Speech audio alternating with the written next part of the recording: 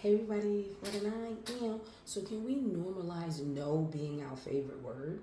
Like, just no. Like, no to the shrinking, no to the proving, no to performing for approval, and no to anything or anyone that makes us feel small. You know what I'm gonna do? I'm gonna look up the word no. Because a lot of the times people don't like to use like the real meaning of words. So let's do it.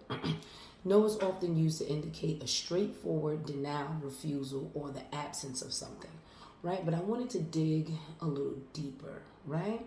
So it says, what is the spiritual meaning of the word no? Check it out. It says, these biblical figures understood a crucial principle.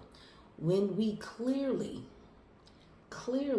grasp our identity and mission, saying no becomes easier and more purposeful. Let me repeat that. When we clearly grasp our identity and our mission, when we clearly know, that's why it's so important. People say, you got to get to know yourself. You got to get to know yourself without other people being around. Because when other people being around, like sometimes they influence you to do something. When you clearly know who you are, you stand on it. And that's what it is. Check it out. When we clearly grasp our identity and mission, saying no becomes easier and more purposeful. It's not about being difficult or uncooperative. It's about aligning our lives. Oh, we about to get surgical with this. This is beautiful. It's about aligning our lives with God's will and creating space for what truly matters. Say no. I don't give a damn. People are like, oh, well, you don't know. I don't care if I get a feeling up in my chest cavity. I just listen. I'm the queen of saying I don't like the way that makes me feel. If I don't like the way something makes me feel, it's not happening. I'm not going to do it. It's not a thing, right? I'm going to repeat this so people can understand it. Once again, when we clearly grasp our identity and our mission, what you came here to do, why you were born, what it is you do, you clearly know who you are. Clearly, right? Saying no, N to the O, becomes easier and more purposeful. It's not about being difficult or uncooperative. You're not being difficult because you say no. You're not being uncooperative. You're not going along with the program just because you say no. It's about aligning our lives with God's will and creating space for what truly matters. Create space for what truly matters. And this hit me so hard when I read this. I was like, saying no protects me. Saying no allows me to evolve. Saying no is me aligning my life with God's will every time that I say no about something. Because if you keep saying yes and yes and yes, you will drain yourself. Say no. It's okay to say no. No, it's beautiful. I love no. It's a beautiful thing. Say no. Because the more you say no, and the more you become clear about grasping your identity and your mission for life, you're aligning yourself with God's will and creating space for what truly matters. You don't have to ask me, you can Google it. And I'm not saying every time you Google something it's true, but just to look at it, because some people are like, well, if it's not true, Google it so you can see it for yourself. Align your life with what God's will is for you.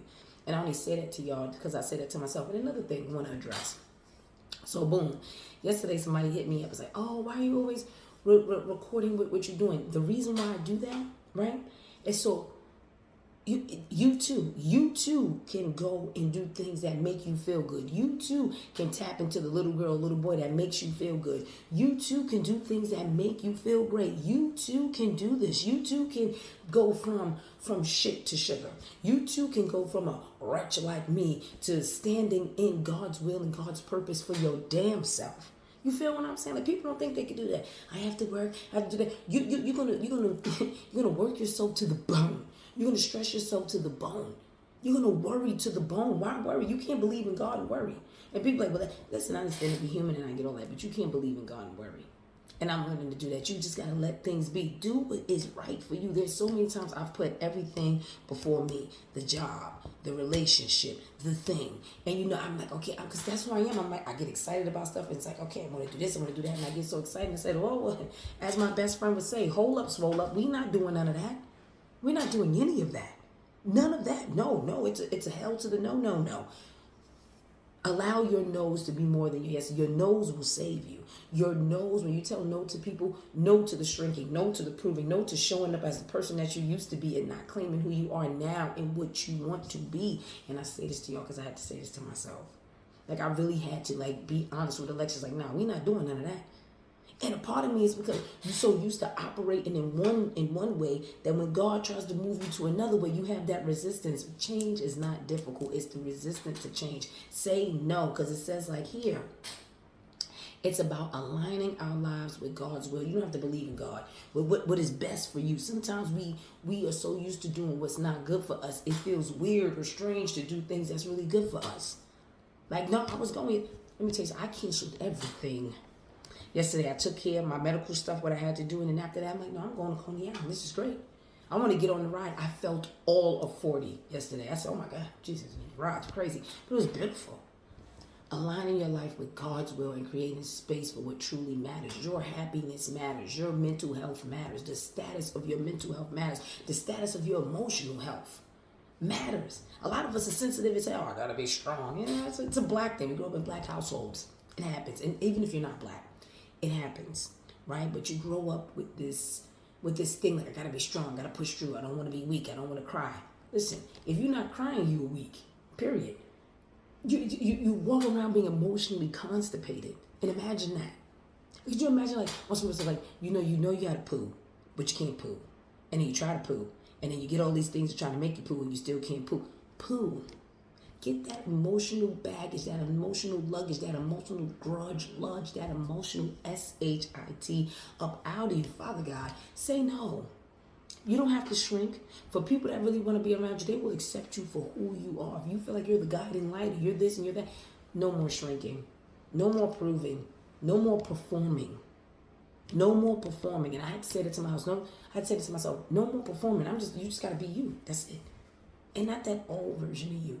You know, the you that's transforming, the you that wants to be kind, that wants to be nice, that wants to laugh, that wants to joke, that wants to go outside, that wants to do the things. Do the things. And say no to whatever does not align. If you feel it in your chest cavity, you don't need proof. I'm not the proof police. If I feel it in my chest cavity, now our feelings are not facts, but it's a fact that we feel it. But if my spirit, let me change the let me change the language. If my spirit feels like this ain't it, then that ain't it.